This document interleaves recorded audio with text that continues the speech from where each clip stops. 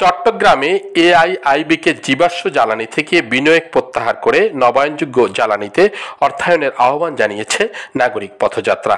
24 September Chittagong উজবেকিস্তানের সমরকন্দে অনুষ্ঠিত Asian infrastructure investment bank বার্ষিক সভায় প্রাক্কালে এর জীবাশ্ম জ্বালানিতে বিনিয়োগ বন্ধের দাবিতে চট্টগ্রামের জলবায়ু পরিবেশবাদী সংগঠন এবং উদ্বিগ্ন নাগরিকদের জোট আইএসডি বাংলাদেশ, ক্যাব যুবক গ্রুপ, চট্টগ্রাম মহানগর উপকূলীয় জীবনযাত্রা ও পরিবেশ বিষয়ক কর্মজোট ক্লিন এবং বাংলাদেশ প্রতিবেশ ও উন্নয়ন কর্মজোট যৌথভাবে এআইবির মূল লক্ষ্য টেকসই অবকাঠামোতে বিনিয়োগ এর সাথে সামঞ্জস্যতা রেখে জীবাশ্ম জ্বালানিতে অর্থায়ন বন্ধ করো শীর্ষক পথযাত্রার আয়োজন করে।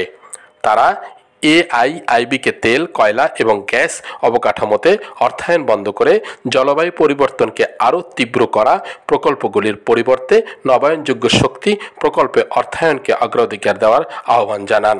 প্রচার অভিযানের মাধ্যমে এআইআইবিকে টেকসই উন্নয়ন এবং জীবাশ্ম জ্বালানিতে বিনিয়োগ বৃদ্ধির মাধ্যমে জলবায়ু পরিবর্তনের প্রভাব মোকাবেলায় আরও কার্যকর ভূমিকা নেয়ার আহ্বান জানান।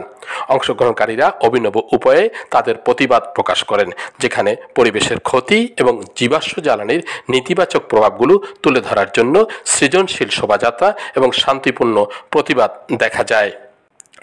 ক্যাব কেন্দ্রীয় কমিটির ভাইস প্রেসিডেন্ট বাংলাদেশ নির্বাহী পরিচালক এস এম নাজির হোসাইন উপস্থিত ছিলেন।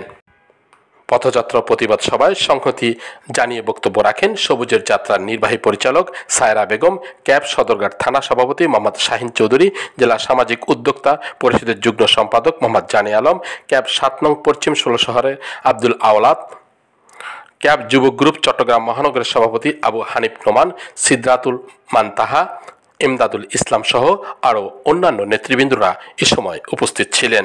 16 বাংলা টিভি, চট্টগ্রাম।